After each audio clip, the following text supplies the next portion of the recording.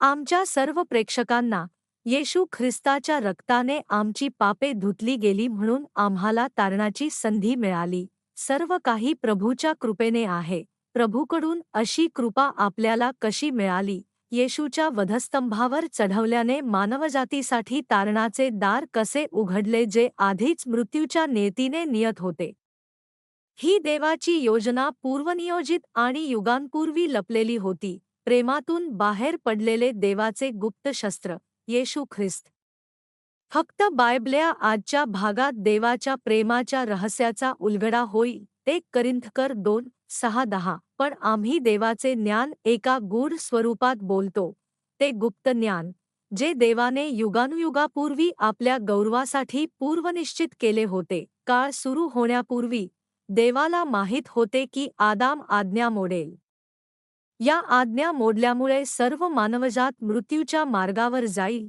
त्याच्या प्रगल्भ ज्ञानाने देवाने तारणाचा मार्ग पूर्वनिश्चित केला आणि योग्य वेळ येईपर्यंत तो गुप्त ठेवला. जर ज्ञान असते तर शत्रू सैतानाने मानवी तारणाच्या योजनेत अडथळा आणण्याचे मार्ग शोधले असते जेणेकरून आदामाकडून मिळालेला सर्व अधिकार गमावू नये. उत्पत्ती 3:14 आपल्याला सांगते की ज्या सर्पाने हव्वेला चांगल्या आणि वाईटाच्या ज्ञानाच्या झाडाचे फळ खाण्यास प्रवृत्त केले होते त्याला शरीरावर फिरण्याचा आणि आयुष्यभर माती खाण्याचा शाप देण्यात आला होता. देवाने म्हटले की स्त्रीचे संतान सर्पाचे डोके फोडेल आणि सर्प त्याची टाचे फोडेल.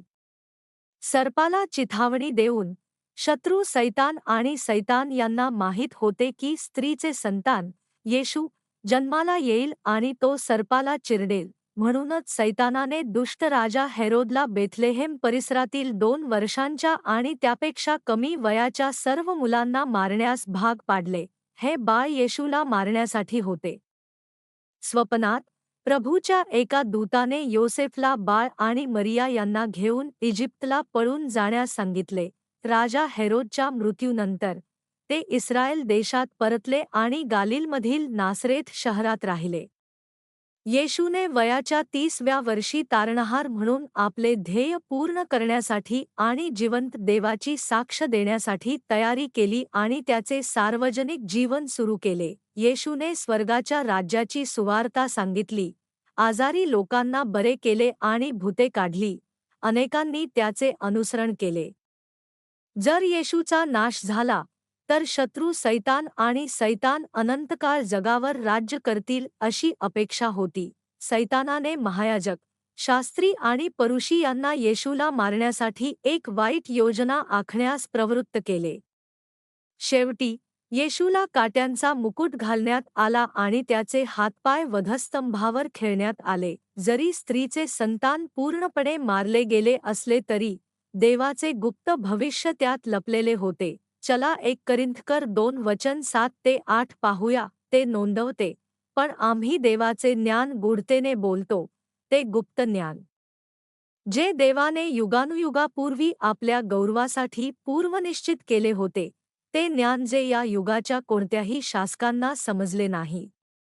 कारण जर त्यांना ते समजले असते तर त्यांनी गौरवशाली प्रभूला वधस्तंभावर खिळले नसते.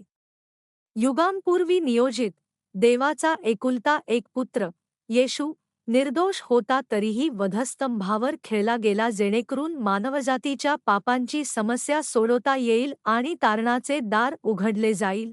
शत्रू सैतान आणि सैतानाकडून कोणताही हस्तक्षेप होऊ नये म्हणून देवाने मानवी तारणाचे भविष्य गुप्त ठेवले होते. तर मग येशूच्या वधस्तंभावर खिळल्याने मानवजातीच्या तारणाचा मार्ग कसा मोकळा झाला, जो पूर्वी अनंतकाळच्या मृत्यूसाठी निश्चित होता. देव आध्यात्मिक जगाच्या नियमांनुसार न्यायाने कार्य करतो. जसे एखाद्या देशाचे स्वतःचे कायदे असतात तसेच आध्यात्मिक जगाचेही असते.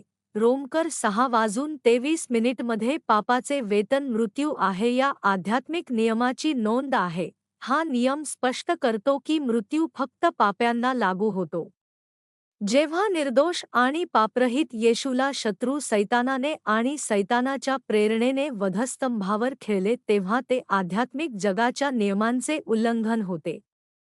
या घटनेमुळे पहिल्या मानव आदामाने आज्ञाभंगाचे पाप करून गमावलेला अधिकार परत मिळवण्याची संधी उघडली. देवाचे गुप्त मार्गदर्शन कळले असते तर सैतानाने येशूला वधस्तंभावर खिळले नसते. रोमकर 5:18 मध्ये असे म्हटले आहे की, म्हणून जसे एका अपराधामुळे सर्व माणसांना दंडाज्ञा झाली, तसेच नीतिमत्तेच्या एकाच कृतीमुळे सर्व माणसांना जीवनाचे नीतिमत्व मिळाले. पहिला मानव आदाम याच्या पापामुळे सर्व मानवजातीला मृत्यू आला, त्याचप्रमाणे येशू ख्रिस्ताच्या नीतिमत्तेच्या कृतीमुळे अनेकांना खरे आणि अनंतकाळचे जीवन मिळाले. आध्यात्मिक नियमानुसार सर्व मानवजातीला पापापासून वाचवण्यासाठी येशू देहधारी होऊन पृथ्वीवर आला.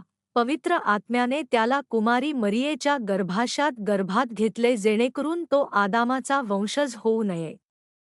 मूळ पाप किंवा पापे न करता येशूकडे शत्रू सैतानावर मात करण्याची शक्ती होती. येशूच्या समृद्ध प्रेमामुळे तो मानवजातीची पापे घेऊ शकला आणि क्रूसावर चढू शकला. सैतानाने दुष्ट लोकांना पापरहित येशूला क्रूसावर चढवायला लावले तेव्हा त्याने आध्यात्मिक नियमांचे उल्लंघन केले. याद्वारे तारणाचा मार्ग आणि देवाचे मूल होण्याचा अधिकार, जो कोणी असा विश्वास ठेवतो की येशू ख्रिस्ताने मृत्यूच्या सामर्थ्यावर मात केली आणि पुनरुत्थान केले आणि त्याला स्वीकारले, ही देवाची गुप्त योजना आहे आणि युगानुयुगापूर्वी लपलेली अगणित ज्ञान आणि प्रेम आहे. आमच्या प्रेक्षकांसाठी हे लक्षात ठेवणे महत्त्वाचे आहे की देवाची मुले होण्याचा अधिकार या जगातील कोणत्याही गोष्टीशी तुलना करता येत नाही. जरी तुम्ही एखाद्या देशाचे वारस असलात तरी, मानवी इतिहासाचे नेतृत्व करणाऱ्या आणि विश्वातील सर्व गोष्टींवर राज्य करणाऱ्या देवाच्या मुलाची शक्ती किती मोठी आहे.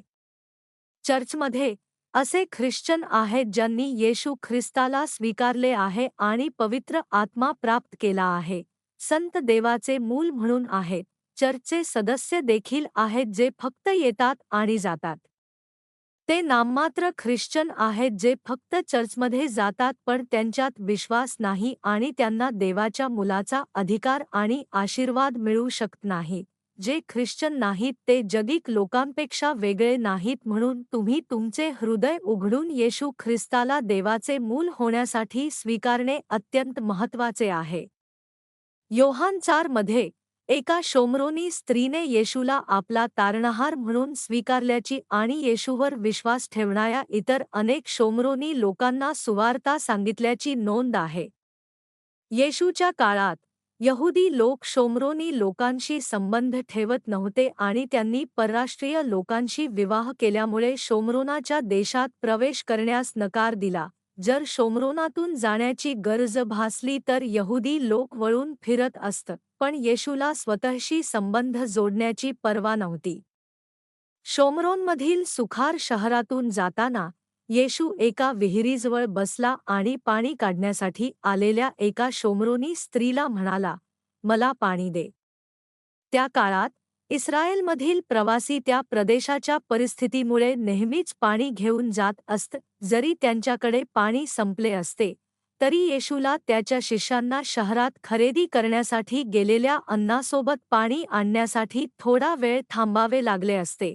येशूने शोमरोनी स्त्रीला पाणी का मागितले? प्रकटीकरण 3:20 मध्ये येशूच्या शब्दांचे वर्णन आहे, "पहा, मी दाराशी उभा आहे आणि ठोठावतो.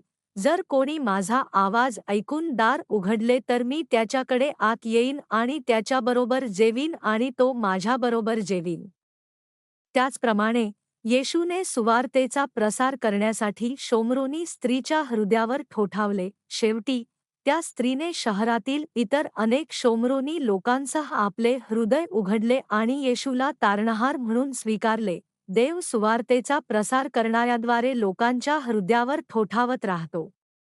जो कोणी आपले हृदय उघडतो आणि येशूला तारणहार म्हणून स्वीकारतो त्याला देवाचे मूल होण्याचा आणि स्वर्गात प्रवेश करण्याचा अधिकार मिळू शकतो. योहान 1:12 लिहिते, "पण जितक्यांनी त्याचा स्वीकार केला तितक्यांना त्याने देवाची मुले होण्याचा अधिकार दिला, अगदी त्याच्या नावावर विश्वास ठेवणाऱ्यांनाही." मत्तय 7:21 मध्ये येशू म्हणाला, मला प्रभू प्रभू म्हणणारा प्रत्येकजण स्वर्गाच्या राज्यात प्रवेश करणार नाही, तर जो माझ्या स्वर्गातील पित्याच्या इच्छेप्रमाणे वागतो तो प्रवेश करेल. म्हणूनच याकोब 2:14 आपल्याला सांगते की विश्वासाच्या कृतींशिवाय कोणीही वाचू शकत नाही. जेव्हा आपण खरोखरच तारणाचे भविष्य समजून घेतो तेव्हा आपण स्वर्गात प्रवेश करू शकतो.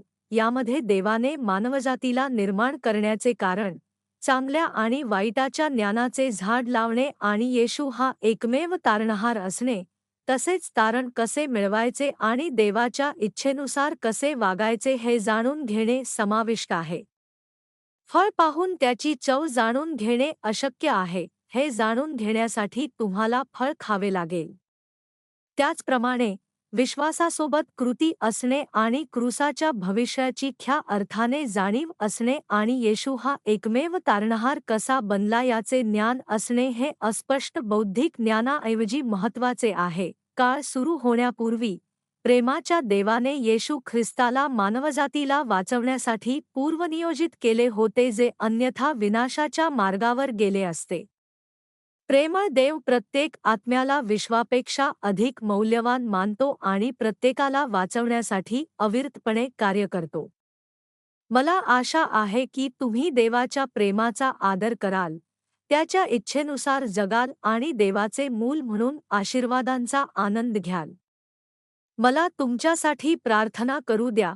प्रिय स्वर्गीय पित्या, त्याग आणि समर्पणाद्वारे तारणाचा मार्ग उघडल्याबद्दल आम्ही तुमचे आभार मानतो. प्रेमाने तुम्ही आमच्या वतीने येशू ख्रिस्ताला तयार केले आणि पाठवले. जर असे काही दर्शक असतील ज्यांनी अद्याप ख्रिस्ताला तारणहार म्हणून स्वीकारले नसेल, तर त्यांनी त्यांचे हृदय उघडावे आणि येशूला तारणहार आणि प्रभू म्हणून स्वीकारावे. देवाचे मूल म्हणून ते तारणाच्या आशीर्वादाचा आनंद घेऊ शकतील.